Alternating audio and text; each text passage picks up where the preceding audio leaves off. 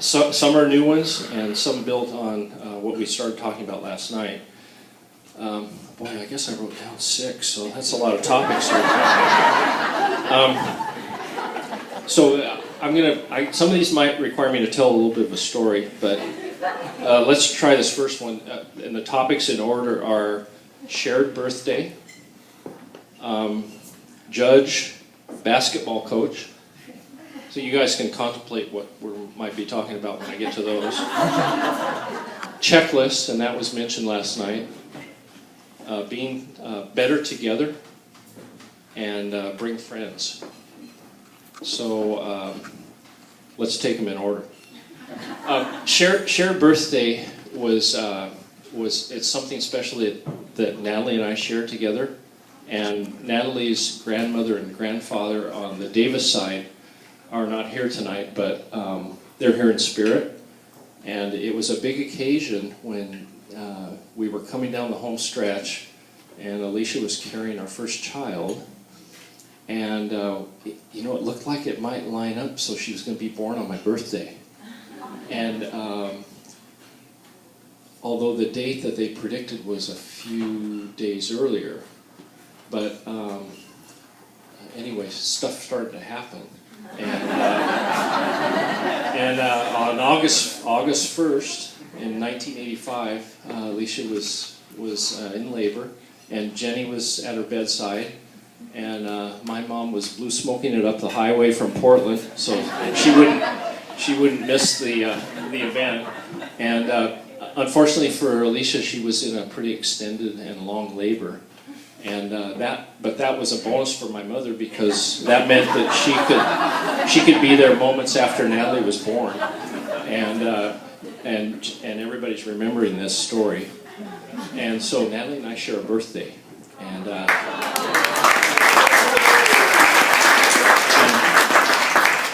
what that means is, so I have to. Yeah, I know I look much younger than my years, but I was born in 1955, so do the math, I'm 58. But what that means when a child is born, and we're born precisely 30 years apart, that as Natalie's growing up, I'm thinking of all the things I did at that age, and drawing a little bit of comparison, and I kind of quit playing that game because Natalie figured stuff out a lot faster than I did. And I'll just cite one example that comes out off the top of my head. When I took my first trip on an airplane when I was 19. And Natalie took her first trip on an airplane when she was 1 1/2. And that's kind of the way she rolls. So anyway, but we've enjoyed that relationship, and she and I never forget each other's birthday. So that's kind of neat. That's shared birthday. So we're going back to the nursery, and first child for Alicia and myself, and you met Jordan and Paul, and everybody's different, and they're both on. They're all 3 great kids, and we love them all. And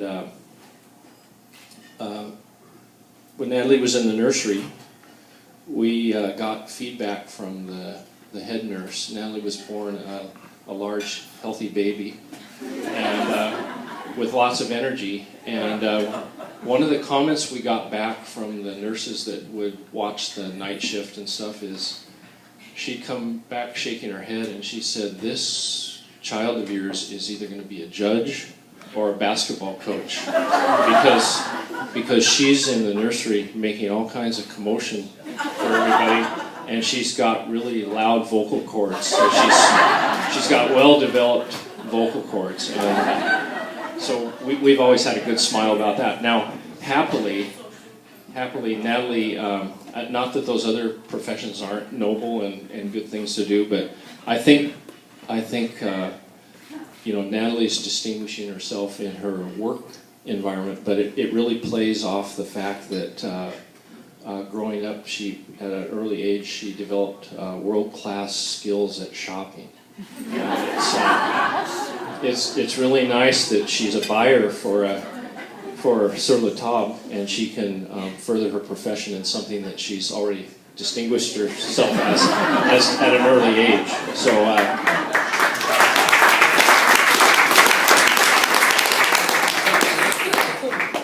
Third topic is checklist.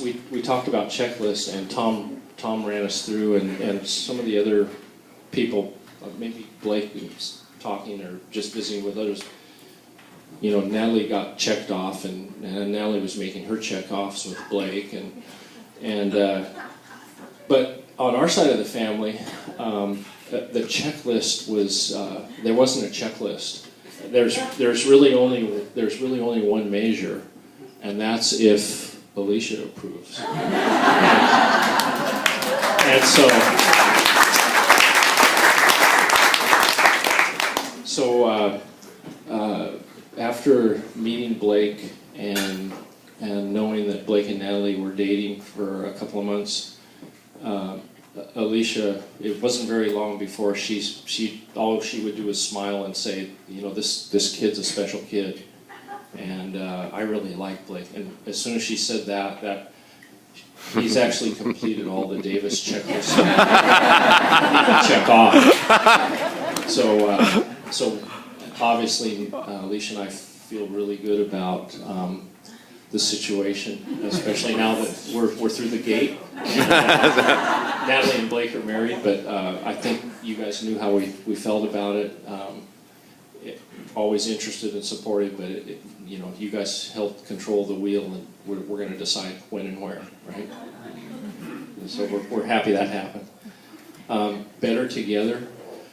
Better Together was talked about a little bit last night, and that just means that as great a daughter as I have in Natalie, you know, there's just another element that's being unlocked as she's become involved with Blake, and there's a relationship that's blossoming and developing.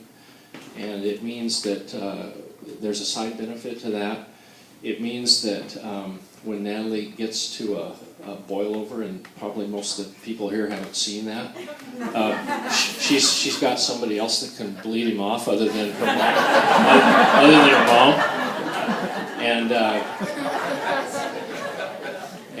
But it's just we've just had a good feeling about this, and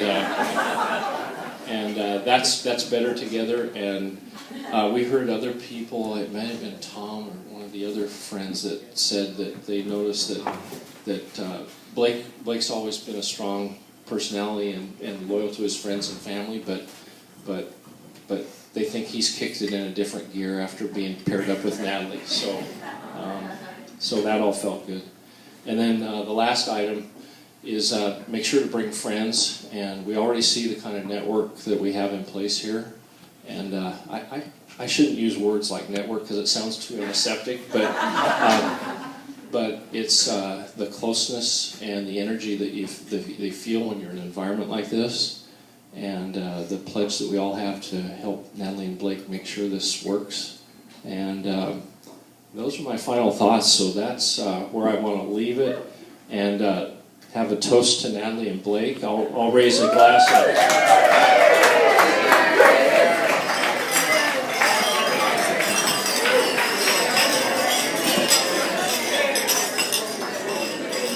and that's where it ends for me, but before I exit, I have the pleasure of turning it over to Casey.